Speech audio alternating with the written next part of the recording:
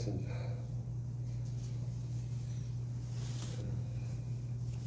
제가 오늘 이 자리에 서서 말씀을 전할 수 있게 된 것은 저로서는 무한한 영광이고 우리 성도들 여러분들에게 축복이 되기를 바랍니다. 아멘.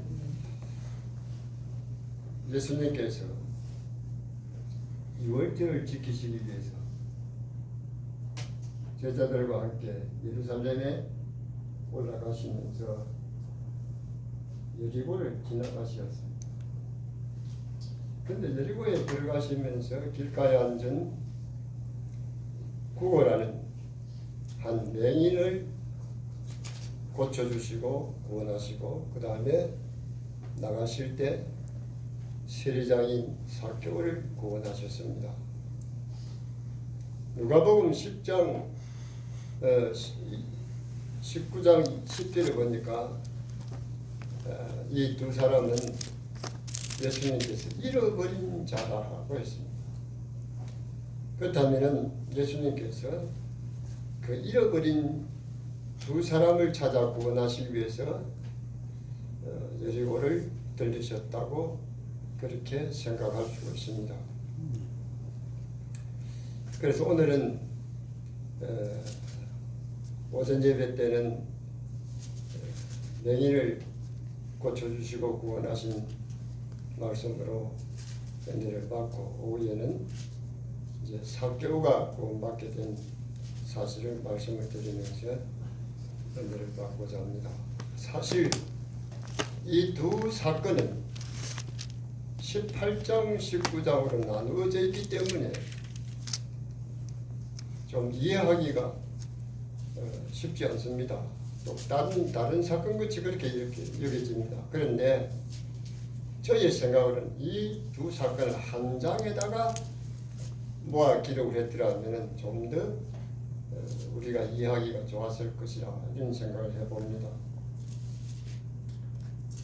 그런데 여리고에 가까이 가셨을 때 길가에 앉아 구고라는 한 맹인이 마가복음에 보면은 바리메오라고 이름을 밝혔습니다. 그에게 눈을 뜨게 해주시고 구원해 주셨습니다. 맹인의 특징은 기가 밝습니다.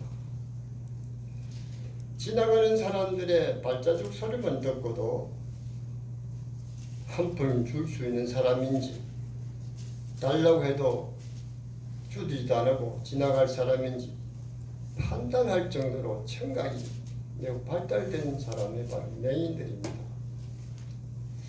그런데 오늘은 다른 날 듣지 못했던 어떤 무리가 지나가는 것 같아서 이 무슨 일인가 싶어서 옆에 있는 사람에게 이 무슨 누구냐 무슨 일이냐 물었더니만은 그 사람들이 나사렛 예수가 지나가신다라고 그렇게 가르쳐 주었습니다. 그런데 이 맹인은 나사렛 예수가 지나가신다는 말을 듣고 뭐라고 소리 질렀습니까? 다윗의 자손 예수여 라고 그렇게 소리를 질렀습니다. 사람들은 분명히 나사렛 예수라고 가르쳐 주었는데 그렇다면 나사렛 예수여라고 소리를 질러야 할 것인데 이 맹인은 나사렛 예수여라고 부르지 않고 다윗의 자손 예수여라고 불렀다는 것입니다. 이거는 우리가 그냥 쉽게 넘어갈 이야기가 아닙니다. 매우 중요한 구속사적인 하나님의 메시지입니다. 나사렛 예수라는 말은 다윗의 자손 예수와 같은 사람입니다. 그러나 그 의미는 상당히 다릅니다. 나사렛 예수라는 말은 나사렛에 살고 있는 예수 그런 말입니다. 우리 원송에 살고 있는 누구 그와 같은 똑같은 말입니다. 그러나 다윗의 자손 예수여라고 했다는 것은 이스라엘 백성들이 기다리는 메시아이심을 말해주고 있습니다. 다시 말하면 나의 죄를 구속하실 메시아가 바로 당신이다 이 말입니다.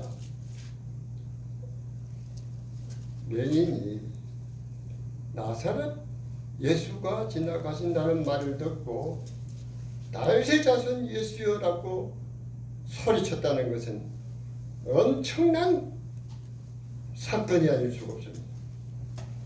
다시 말하면 당신은 나를 죄에서 구원해 주실 메시아이시다라는 그런 분으로 고백을 해서 불렀다는 말입니다.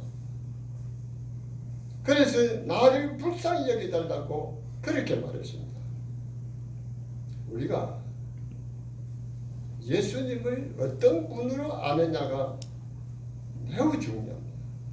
많은 사람들이 예수님을 잘 압니다. 이스라엘에 그 나사렛 산 예수, 옛날에 거기 살았던 예수, 물로 포도주를 만드는 그런 이적을 베푼 예수, 죽었던 사람도 살렸다는 예수, 그분으로 압니다. 그 정도 아는 것으로서는 구원받을 수 없습니다. 다윗의 자손 예수라고 알고 믿어야 그게 그 사람이 구원받습니다. 여리고에 많은 사람들은 뭐라고 했어요? 나사렛 예수가 지나가신다 했어요. 그들은 모두가 나사렛 예수로만 알았기 때문에 예수님이 그들에게 복을 주지 않았어요. 구원하지 않았어요. 그러나 길가에 앉아 구걸하는 그 맹인에게는 나사렛 예수라고 부르지 아니하고 다윗의 자손 예수라고 불렀기 때문에 그의 눈도 뜨게 해주고 그의 구원도 해주셔서 천국 가도록 그렇게 해주셨다는 것입니다. 오늘 우리도 예수님을 어떤 분으로 아느냐? 나사렛 예수로 아는 것은 지식적으로 아는 겁니다. 다윗의 자손 예수라고 하는 것은 나의 신앙의 고백입니다. 나의 구주를 믿는 것입니다. 바디메오는 눈은 어두웠지만 사람들이 가르쳐주는 대로 예수를 부르지 않고 자신이 믿고 있던 기다리고 있던 메시아, 온 유대인들이 우리를 구원해 주실 오실 메시아를 기다리고 있는 그분이 바로 당신이다 라고 그렇게 믿었다는 것입니다. 그렇기 때문에 그는 나를 불쌍히 여겨달라고 부르짖었습니다. 여러분, 이거는 그 맹인의 기도입니다. 오늘 우리가 다윗의 자손 예수라고 믿기 때문에 그분에게 우리가 기도하는 겁니다. 기도할 수 있는 겁니다. 근데 나사렛 자손이라고 믿는 사람은, 나사렛 사람이라고 믿는 사람은 기도하지 않습니다. 나를 불쌍히 여겨달라고 기도할 수 있는 그것은 바로 다윗의 자손 예수님, 나의 죄를 용서하시고 구원해 주실 수 있는 분이기 때문에 예수님께 나를 불쌍히 여겨달라고 기도할 수 있는 것입니다. 그런데 따라오는 제자들까지도 예수님이 다윗의 자손 예수라는 것을 그때까지는 몰랐습니다. 그래서 다윗의 자손 예수라고 소리치는 그 맹인에게 꾸짖으며 잠잠하라! 꾸짖었다고 했습니다. 제자들이 오히려 다윗의 자손 예수라고 믿었더라면 꾸짖지 않고 옳습니다. 당신은 말이 맞습니다. 라고 했던지 아마 격려를 해서 예수님께 모시고 갔을 수도 있었을 것입니다. 꾸짖었다는 것은 제자들도 그걸 몰랐다는 것입니다. 그런데 다윗의 자손 예수라고는 이 맹인이 알았다는 것은 하나님의 은혜입니다. 하나님의 그를 잃어버린 자로 택하여 주신 자였기 때문에 그에게 이미 하나님께서 구원할 백성으로 택하신 하나님의 은혜 받은 자였기 때문에 알았다는 것입니다. 그런데 이 맹인이 어떻게 했습니까? 제자들이 꾸짖어서 입을 막고 수고를 들었습니까? 더욱 크게 소리를 질렀다는 것입니다. 여러분, 더욱 크게 소리를 질렀다는, 제자들이 잠잠하라고 꾸짖었는데도 더욱 크게 소리 질렀다는 것은 무엇을 의미합니까? 내가 믿는 다윗의 자손 틀림없다는 확신입니다. 맞는가 틀린가? 내가 잘못 생각했는가? 이랬더라면은 잠잠했을 때는 그만 속을 들고 말하지 않고 뒤로 숨었을 것입니다. 더욱 크게 소리를 지르고는 제자들이 뭐라고 하든 당신은 나를 구원하실 다윗의 자손이다라는 믿음의 확신을 말해줍니다. 여러분들, 다윗의 자손 예수를 믿는 사람은 어떤 환난과 핍박이 와도 예수님을 끝까지 믿는 그런 사람들이 되는 것입니다. 중간에 믿다가 낙심한 사람들은 다윗의 자손인지 아닌지 확신이 없기 때문에 낙심합니다. 그것은 바로 꾸짖어도 소리 지르는 건 순교자적인 신앙입니다. 적어도 나는 예수를 믿는다, 이런 각오가 벌써 순교자적인 그런 신앙이 들어있기 때문입니다. 그래서 예수님이 그 모든 것을 다 보시고 제자들에게 가서 그를 불러오라. 그 제자들이 그 맹인에게 가서 선생님이 안심하라, 선생님이 부르시니까 가자. 그러니까 그 맹인이 어떻게 해서 벌떡이를 나서 그 돛을 던져버렸어. 마가복음에 보면 그 돛을 던져버리고 뛰어 예수님께로 갔다고 그렇게 기록했습니다. 여러분, 구고라는 거지에게 그 돛은 참 중요한 겁니다. 거지가 이런 양복 입고 앉아서 구걸하면 한 푼도 못 얻어요. 거지일수록 그의 겉옷은 더 불쌍하게 보일 정도로 헌옷, 그 떨어진 옷, 더러운 옷, 그런 옷입니다. 그러나 그것은 그의 거지에게 있어서는, 구걸하는 그에게 있어서는 그것이 바로 자기의 가운이에요. 그런데 그걸 내버렸다는 것은 무슨 말입니까? 다시는 그 겉옷을 안 입겠다.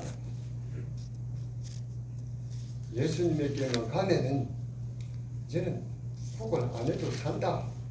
그렇기 때문에 구걸 해야 할 필요가 없다는, 아주 자기에게는 중요한 겉옷이지만 내버렸다는 것은 다시 구걸 안 해도 산다는 그런 믿음의 확신을 볼 수가 있습니다.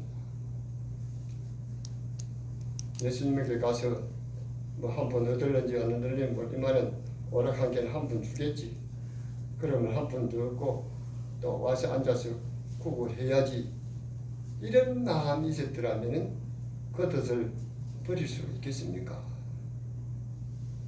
오히려 곱게 채워놨다가 딱 어디 숨겨놨다가 다시 와서 입으려고 생각해서 버릴 수가 없습니다. 이렇게 내버렸다는 그의 믿음에, 예수님에게만 가면 내가 완전히 구걸 안 해도 산다는 이런 믿음의 확신입니다. 오늘 우리가 예수님만 믿으면 세상적인 그런 생활을 안 해도 산다는, 세상에 더러운 그 모든 것 다 내버리고 와야 된다는 것을 가르쳐줍니다. 그런데 달려오는 그 맹인을 예수님께서 보시고 벌써 그에게 믿음이 있는 것을 알았어요.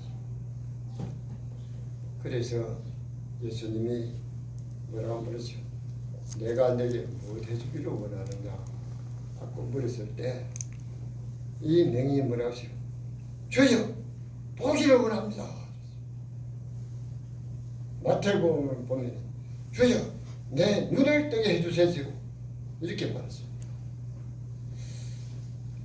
여러분들, 맹인이 눈을 뜨게 해달라는 것은 쉽게 아무에게나 말할 수 있는 것이 아닙니다.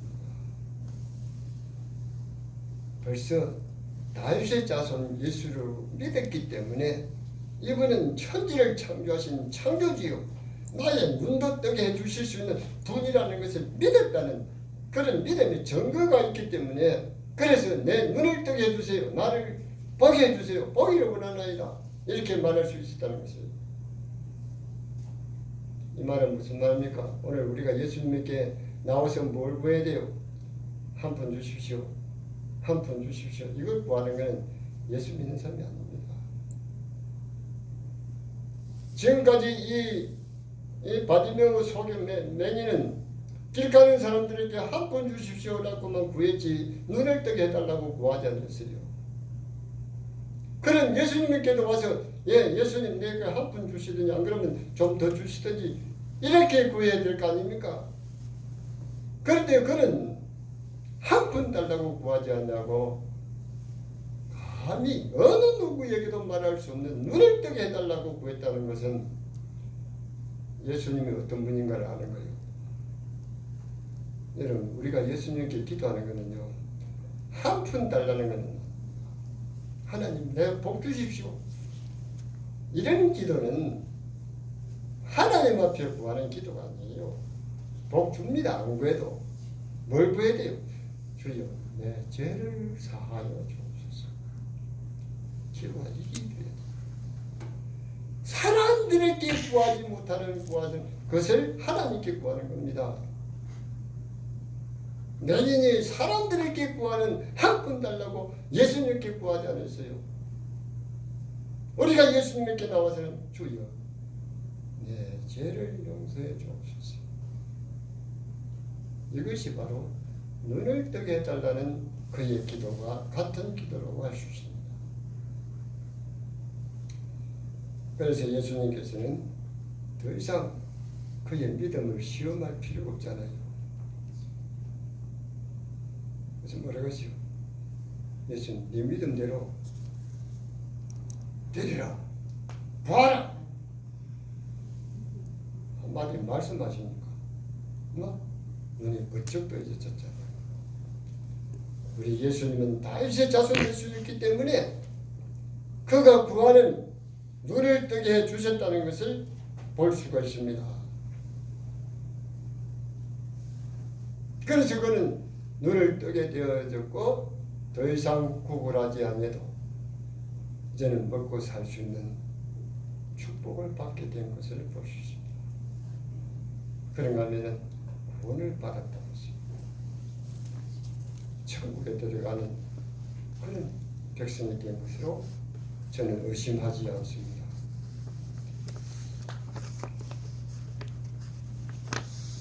그런데 오늘 제가 이 말씀을 왜 여기서 하는가 하면은 이 말씀을 옛날 예리고에서 구걸하던 그 맹인의 눈을 뜨게 해주셨던 예수님의 그 이야기로만 우리가 생각하면은 야 재밌다. 옛날 이야기처럼 재밌게만 들릴 뿐이지 우리에게 아무 소용이 없어. 이 시간에 재밌는 동화 이야기 하나 듣고 돌아가시는 것밖에 안 됩니다. 그래서 이 이야기는 바로 오늘 나와 여러분들의 실제적인 이야기가 말씀이 되어 있다는 것을 가르쳐 줍니다.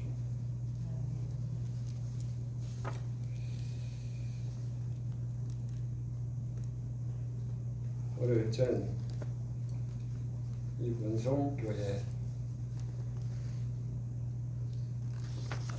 약 50년 전 여기에서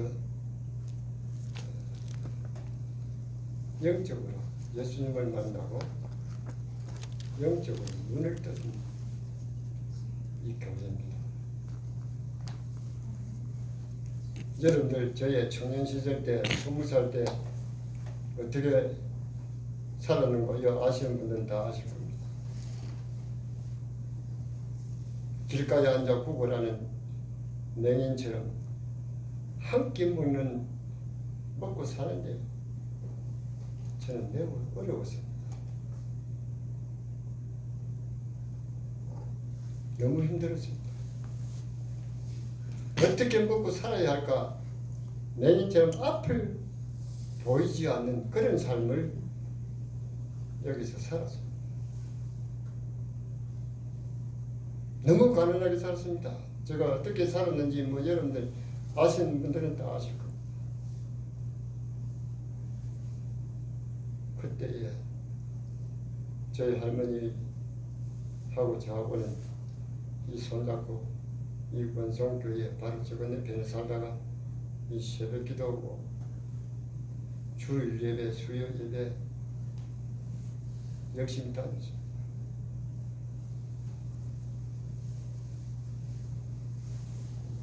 그때 저는 기도하면서 하나님이 살아계신다면, 하나님이 계신다면, 하나님이 계시는 것을 저에게 믿도록 확신을 좀 난다고, 무슨 체험을 해달라고 그러면서 캄캄한 밤에 와가지고 엊그제 철학기도 대본해줬습니다.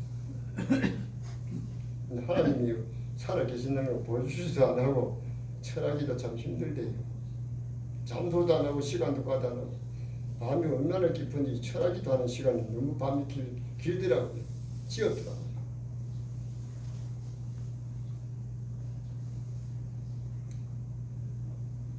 그런데 하나님께서 열심히 있는 믿음을 주시더라고요.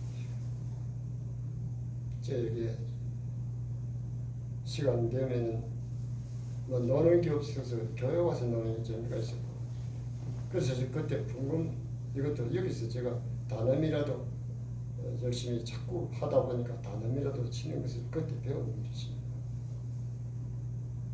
그러다가 교회 청소를 했습니다. 그때는 이 어쩌고 그 마룻바닥인데 걸레질을 가지고 밀고 엎드려서 땡기고 하면서 이 청소를 하다가 그때 이 강대상은요 아무나 올라오는 것이 아니었어요. 너무 신성시대였어요. 목사님, 전도사님 설교하러 올라오는 강단이고 장로님이 기도하러 올라오는 강단이지 감히 교인들도 이 강단에 못 올라가십니다. 엄청나게 의미있습니다. 그때 이 성부, 성자, 성령 삼위일체 의자가 3개 딱 놓여있고 그런 곳에 제가 감히 올라온다는 건 상상도 못하는 것이죠. 근데 청소할 때가 왔어요. 혼자 와서 청소를 하다가 이 마루, 강대상 마루를 닦고 강대상도 닦다가 이 자리에 또 한번 서봤습니다. 그리고 아무도 없는 데서 여기서 제가 또 있어서 그때 목사 하나님이 목사의 꿈을 주셨어요. 가운데 의자에도 툭 한번 앉아봐서 누가 볶아주면 내가 혼자 여러분 그게 바로 오늘 이거는 여러분들한테 설교할 수 있게 된 그때 시발입니다. 그때 그 꿈입니다. 그때 저에게는 앞이 보이지 않은 맹인과 같은 그런 삶을 살아야 했지만은 영적으로 눈을 띄워서 하나님께서 목사되는 꿈을 저에게 주시고 목회의 길을 열어주셨습니다. 그게 바로 여리고의 한 맹인, 그가 바로 나입니다. 저입니다. 바로 여러분이 될 수 있습니다. 그 여리고의 한 맹인만으로 생각하지 마세요. 저 맹인이 바로 나다, 여러분이다. 이렇게 해야 이 말씀이 여러분들에게 영의 양식이 되고 축복이 되는 겁니다. 그런데 목사 되는 꿈만 꿨지 목사 되는 게 그 쉽습니까? 신학교를 가야 되는데 그 신학교가 어디 있습니까? 대구에도 가기도 어려운데 하나님께서 길을 열어주신데 부산으로 장가를 보내시더라고요. 이 고령 촌놈이 부산으로 장가가는 게 쉽습니까? 부산 국제시장 옆에 그 제가 처가가 있는데 그 이사를 가가지고 처가살이 하면서 신학교 다녔습니다. 버스 한 번만 타면 신학교 갈 수 있는 그런 곳에 하나님께서 탁 보내시기만은 신학을 하게 하고, 신학도 들어가기 전에 교회부터 맡겨주셔서 교회를 개척을 하도록 했어요. 그 교회에서 제가 은퇴하고 지금도 그 교회에 소속되어 있습니다. 하나님께서 이렇게 선한 길을 열어주셔서 하나님 저와 함께 하셨다는 것을 저는 원성교회에서 저에게 영광을 띄워주신 이 교회를 잊을 수가 없습니다. 저는 하나님 앞에 매일 기도하면서 원성교회를 돌아가면서 기도하는 교회 중에 제일 먼저 하나님 원성교회를 지켜달라고 기도하는 것이 바로. 근데 한번 와서 보려고 하니까 주일마다 나는 교회에 섬기니까 올 수가 없고, 다른 날 와봐야 여러분들 다 만날 수도 없고, 은퇴하고서도 제가 또 설교를 맡은 교회가 있어서 지난달까지 했습니다. 저 지난달까지 했습니다. 이제 한 달 쉬는 동안에 그래서 이제 한번 왔어요. 올 수 있는 기회가 돼서 목사님한테 원성교회 한번 가서 예배 좀 드리려고 했는데 설교까지 부탁을 맡아서 와서 하게 되는 거 놀라운 하나님의 은혜라고 생각됩니다. 여리고가 어떤 곳입니까? 헬몬산에 눈 녹은 물이 내려서 요단강으로 흐르는 요단강변에 여리고가 있습니다. 원성은 어떤 곳입니까? 가야산에서 내려오는 이 물가에 이 여리고와 똑같은 원성이라고 저는 생각이 돼서 말씀드립니다.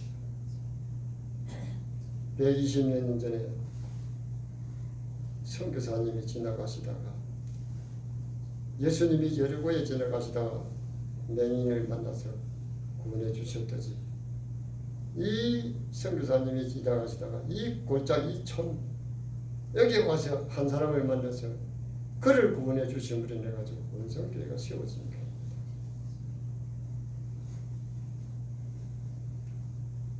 그동안에 120년 동안에 많은 사람들이 여기 와서 복음을 받고 예수를 믿고 천국에 가서 안식하고 있는 줄 믿습니다. 그리고 여러분들도 그 중에 이제 얼마 안 되면 천국 가서 낙원에서 영원히 사는 복을 받게 될 것입니다. 얼마나 귀한 축복입니까? 하나님께서 저를 사랑하셔서 이곳에서 제가 여기 고향도 아니고 남자도 아니고 자른 데도 아닙니다. 여기 불가요 이 원성교회 연수를 따지면 고령에 13년 있으면서 한 7, 8년 원성교회 섬겼지 뭐 다른 데 가서 살았습니다. 그 짧은 기간이지만 여기에 와서 저의 영혼을 띄워주시고 여기에서 저의 길을 열어주시고 그래서 이 글을 인하여 주시고 오늘 이르기까지 이렇게 여러분들 앞에 서서 복음 말씀을 전하는 이런 시간을 주셨다는 것은 놀라운 하나님의 은혜요 축복입니다. 여리고의 맹인이 예수님을 만나 멀어서 그가 그 후에 어떻게 살았는지는 모르지만 눈도 뜨게 되고 구원도 받게 되고 얼마나 큰 축복을 받았습니까? 제가 여기에서 20살 때 낮은 곳에 아버지가 실패하고 어찌 여기 자리를 잡고 살았어요. 와서 병아리를 제 생애 첫 사업을 병아리 양개업을 했습니다. 그때 이 교회 또 우리 이만춘 목사님 내가 오기 전에 곧 가신 다음에 내가 왔을 거예요. 제가 왔을 거예요. 그래서 이만춘 목사님에 대한 이야기는 많이 들었지만 사실 실물은 제가 기억이 안 나는데 전에 보니까 사진을 보니까 저분이었구나.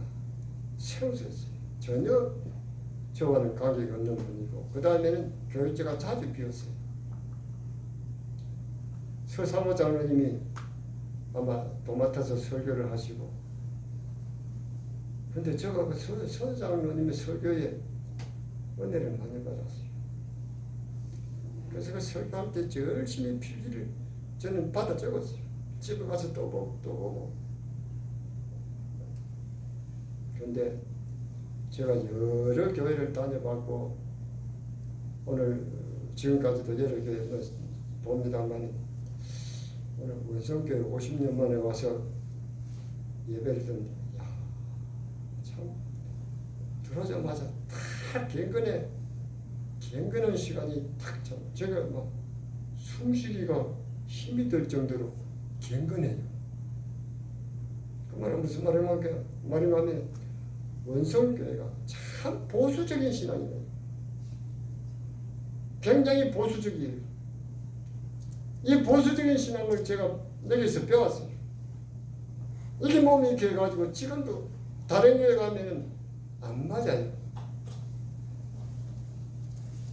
이 원성교회는요, 주일 성수 얼마나 엄숙하게 지키든지 볼타자 모내기 할 때요, 성도들 가운데 그 주일날 들여 나가면 치리 당할 정도로 아주 주일을 엄숙하게 지켰던 교회입니다. 노사님도 안 계시고 전사님도 안 계시고 그래서 제가 와서 놀다가 주일 준비되면 그 가라방을 걸고서 주보를 만드는 일에 수능을 들다가 사택에 한번 들어가가지고 서류함을 보니까 교회 장부가 여러 개 있더라고요.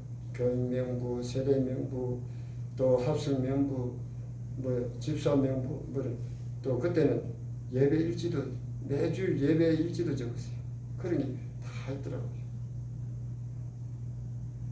교회는 이렇구나 하고 전부 봤는데 그게 저의 목회에 굉장한 도움이 됐어요.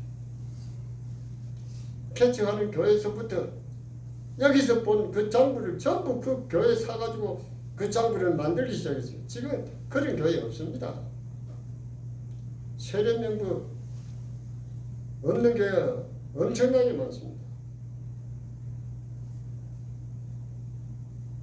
당회로 재직회로 그런 걸 제가 여기서 그때 보고 배운 게 그겁니다. 그게 제 몸에 배어가지고 지금도 교회 모든 행정에 대해서는 철저히 역사를 남겨놓고 기록해 놓은 것입니다.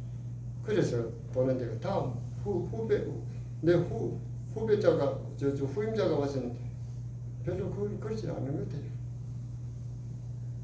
얼마나 보수적인 이 원성교회라는 것은 오늘 예배 시간에 이렇게 숨도 안 못 쉴 정도로 얼마나 엄숙하든지, 이야, 이 교회 다른 교회 가면요 예배 시간이 무슨 장난하는 것 같아요. 안 맞아요. 저희 성격에는. 지금 내 후임자가 와서 내가 섬기던 교회 예배 시간에 가보면은 뭐 짜증이 나요. 앉았다 섰다 뭐 이러면서 뭐 이상한 프로그램을 해가지고 예배가 경건비가 없고 그렇더라고. 또 오늘 원숙교육은 다 옛날에 그 예배 모습이 그대로 지켜오는 보수적인 신앙. 참 자랑스럽습니다. 그 신앙을 제가 몸소 배워가지고 실천하는 그런 목회자가 되었습니다. 하나님께서 저에게 참 크게 쓰시더라고요. 여러분 아시다시피 제가 무슨 재주가 있습니까? 믿음 무슨 너무나도 모자란 사람인데 하나님이 얼마나 크게 쓰시는지. 경남 법통노예라는 노예는요, 우리 한국 교회사에서 아주 역사적인 중요한 믿음의 사람들이 있는 곳입니다. 손장원 목사, 주기철 목사, 주남선 목사, 한상동 목사, 여러분들 설교 들을 때마다 그분들의 이야기를 많이 들을 겁니다. 선교자가 있고 선교하지 못한 그런 분들이 나와서 보통 경남 노예를 섬기던 그 노예에 제가 부산 섬기다가 임명을 받아가지고 하는데 저에게 그 노예의 역사를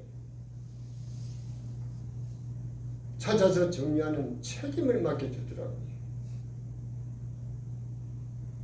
그 노예에서 자라고 그 노예 목사님들은 많은데 내가 그 노예 임명하자마자 그런 책임을 맡겨줘서 내가 못한다고 해보라 하더라고요. 그래서 내가 해봤어요. 기도하고 연구하고 많이 노력했어요. 그래서 전번에 와서 제가 목사님께 그 경남 보통의 백년사를 드리고 정 박사님에도 드렸지만 그 책은 저 아니면 미안합니다만 만들기 어렵습니다. 제가 그 책임을 지고 그 책을 만드는데 노예 안에 그 책 만드는 6사람 중에 박사가 2분이에요. 대학 교수가 2분이에요. 그런 분들을 제가 시켜가지고 그 책을 만들 수 있을 정도로 그렇게 하나님은 일을 시키더라고요. 그 책을 3,000권을 만들어가지고 신학교마다 전부 다 도서관에 돌리고 국립박물관, 국립도서관에도 국회 도서관에도 그 책을 다 줬어요. 그게 얼마나 중요한 책인가를 새삼 느껴요. 그런 일을 하나님께서 맡기더라고요. 여러분 제가 여기서 참 먹고 살기 너무 힘들었는데 하나님이 복을 주시더라고요. 여러분들 제가 뭐 큰 교회 목회 안 했습니다. 생활비 제어받을 정도로 그런 낙한 교회를 섬기고 목회를 했습니다. 그런데 저렇게 물질적인 면에 무슨 제가 돈벌이 하겠습니까? 사업을 하겠습니까? 근데 하나님이 물질적인 면에도 복을 주시더라고요.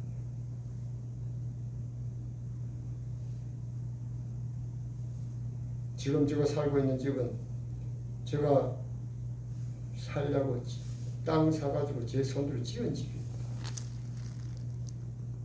2층 집을 지어서 지금 거기 살고 있습니다.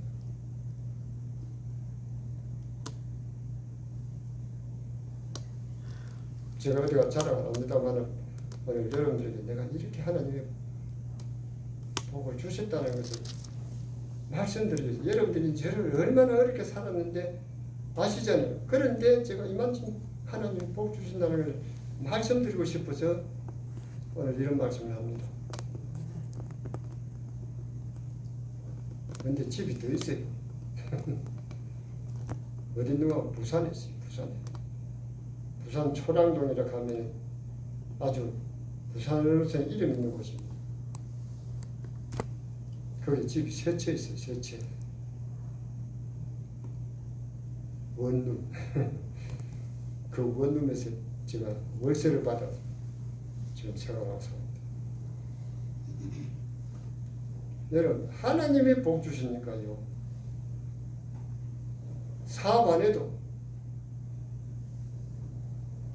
전부 줍니다. 다른 뭐 이상한 짓 안 했어요. 그런데 하나님 복 주십니다. 자녀들 딸 4 낳았습니다. 4명의 딸 전부 대학 다시겠습니다. 교회에서 교육비, 자녀 교육비 받아본 일이 없습니다. 어렵게 교육시켜서 다 시집 보내고 잘 살고 있습니다. 하나님이 복을 주시니까 소경이, 맹인인 그 바디메어에게 눈을 뜨게 해주시고 그에게 다시 구걸하지 않아도 먹고 살 수 있도록 하나님이 축복해 주셨다는 이 사실은 바로 저의 이야기입니다. 그래서 이 말씀을 딴 데 가서 이 말씀을 할 데가 없습니다. 여기 때문에 이 말씀을 하는 거지. 여러분들 아시기 때문에 이 말씀을 하는 겁니다.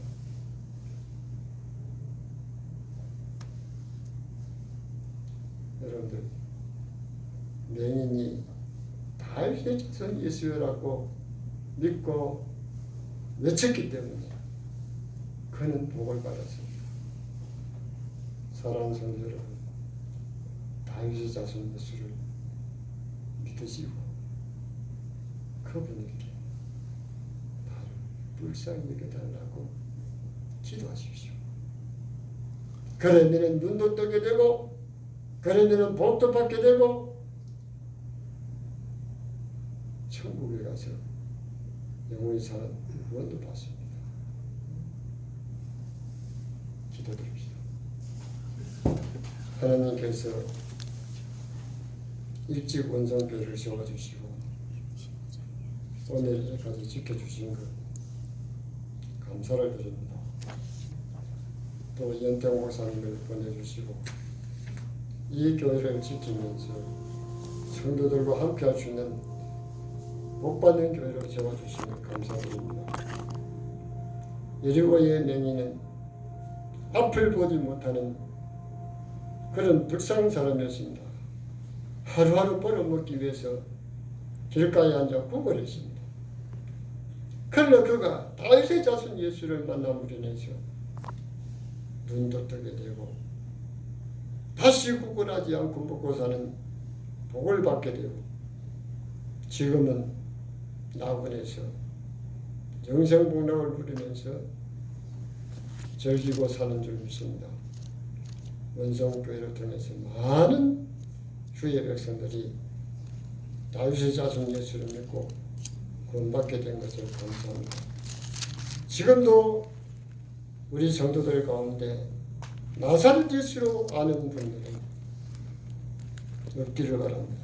모두가 다 다윗의 자손 예수를 믿고 복받고 구원받게 해주옵소서. 예수님 기도드립니다.